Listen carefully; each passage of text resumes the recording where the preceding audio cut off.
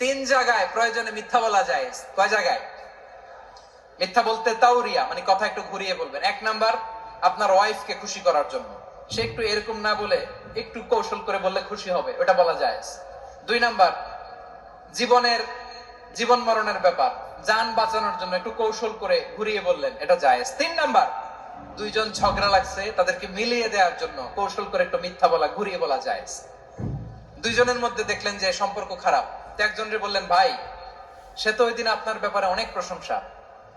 কি আমার ব্যাপারে প্রশংসা? তার সাথে তো আমার মারাত্মক সম্পর্ক। কি বললো? এই বললো আপনি নাকি এই করছেন ওই করছেন, অনেক প্রশংসা।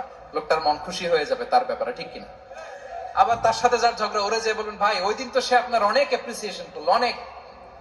সে তো অবাক, কি রে বলে কি আমার? এই যে দুইজনের ব্যাপারে দুইজনের একটু ভালো ভালো কথা বলে দিচ্ছেন, একদিন দেখবেন রাস্তা দিয়ে হাঁটার সময় একে অপরকে সালাম দিয়ে ফেলছে।